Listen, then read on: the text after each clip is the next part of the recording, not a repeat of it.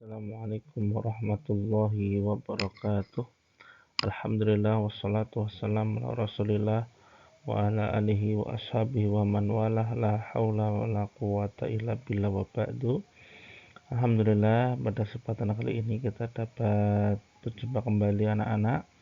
Pak Didi sudah mempersiapkan materi tentang perilaku gemar beramal soleh. Ya, di kesempatan kali ini Pak Didi akan menyampaikan tentang gambaran umum dan sekaligus contoh-contoh dari perilaku gemar beramal soleh. Kita selaku umat muslim tentu beramal soleh adalah suatu yang dianjurkan, bahkan diperintahkan dalam agama kita.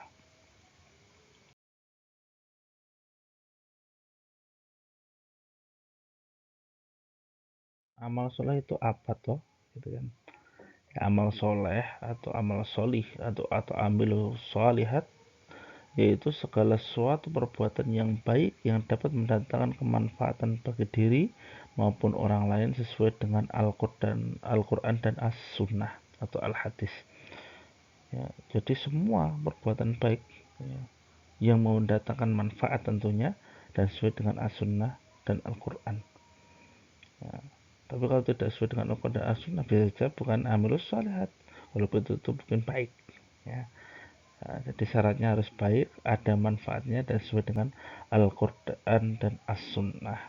Kebalikannya apa? Amal soleh itu amal sayyi'ah atau amalan buruk. Ya, suatu perbuatan yang buruk mendatangkan juga keburukan, bukan kemanfaatan.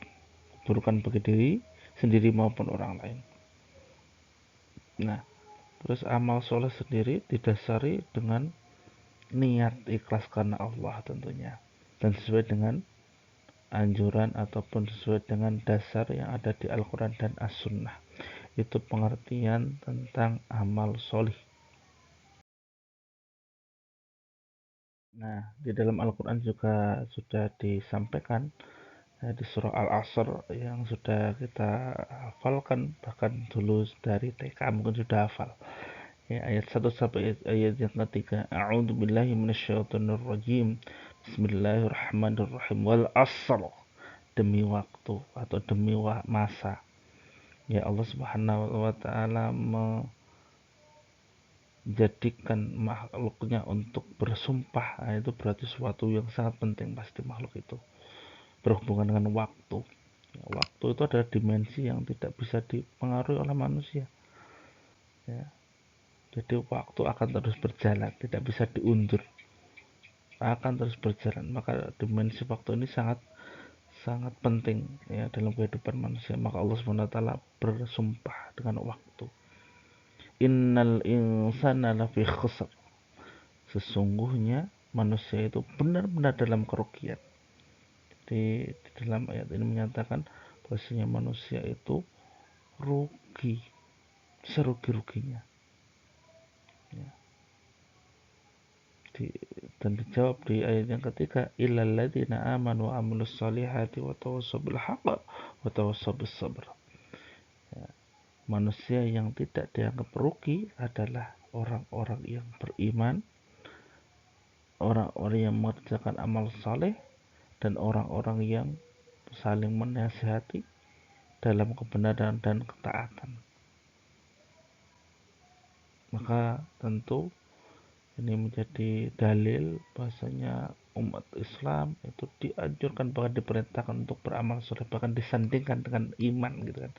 Padahal iman itu sesuatu yang penting dalam Islam, sehingga disejajarkan antara mengajarkan amal soleh itu menjadi sesuatu yang sangat dianjurkan oleh Allah Subhanahu wa taala. Dalam hadis dinyatakan bahwasanya ada perbuatan atau amal soleh yang tidak akan terputus. Ya, dalam hadis dinyatakan idza mata ibnu adam in qata amaluhu illa min salasin shadaqatin jariyatin au ilmin yuntafa'u lahu au waladin salihin yad'ulah. Ada hadis Rasulullah SAW ya, dinyatakan apabila seorang manusia atau Bani Adam itu meninggal dunia, maka terputus ya segala amalannya kecuali tiga. Shadaqatin jariyatin itu sedekah jariah, terus au ilmun yuntafa'u lahu yaitu ilmu yang bermanfaat, au ilmin au waladin salihin yad'ulah, atau doa anak yang soleh, ya, anak yang soleh yang mendoakan, insya Allah tidak akan terputus. Maka ini menjadi dalil bahwasanya amal soleh itu memberikan dampak pada diri sendiri atau orang lain, ya, penuh dengan kemanfaatan. Itu dalil Al-Quran dan dalil Al-Hadis, walaupun masih banyak sekali dalil-dalil yang lain yang berkaitan tentang amal soleh. Ya, berikutnya macam-macam amal soleh. Ya, di sini amal soleh dibagi menjadi 3, yaitu amal soleh terhadap Allah, yang kedua adalah amal soleh terhadap manusia, dan yang ketiga amal soleh terhadap lingkungan alam. Apa yang dimaksud amal soleh terhadap Allah? Yaitu amal soleh yang berkaitan dengan Allah secara langsung, yaitu ibadah-ibadah itu kan, ibadah madah gitu kan, yang langsung ya, yang menghubungkan adalah belum minallah, yaitu hubungan kepada Allah dengan Allah Subhanahu wa taala. Contohnya salat.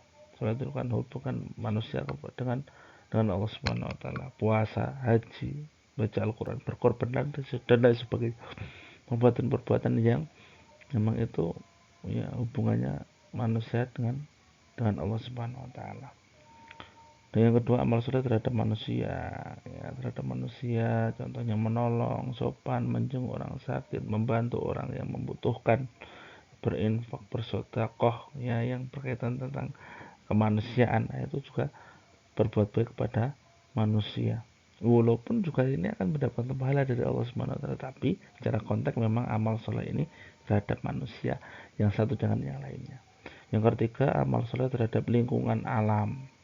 Ya, lingkungan alam itu juga, ya, menjadi objek untuk amal soleh. Contohnya membuang sampah pada tempatnya, menjaga kebersihan, menjaga kelestarian, ya, menjaga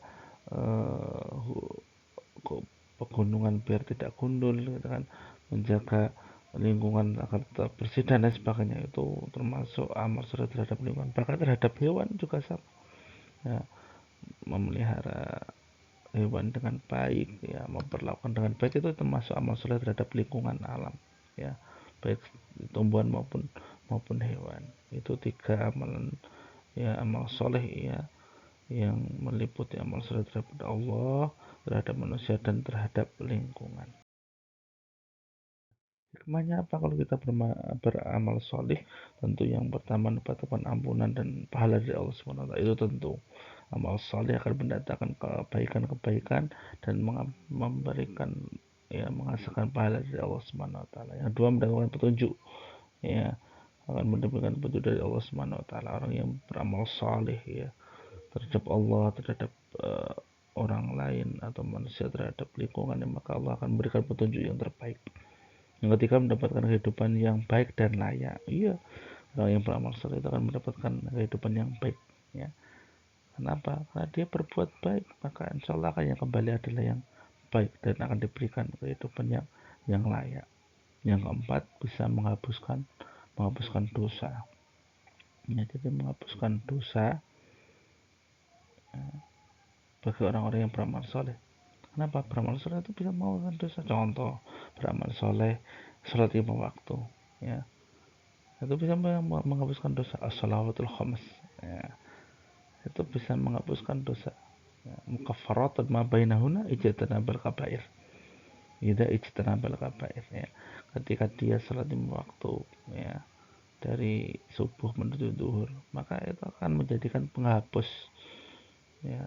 Yang penting bisa menghindari dosa-dosa kecil, maka ini menghapus dosa.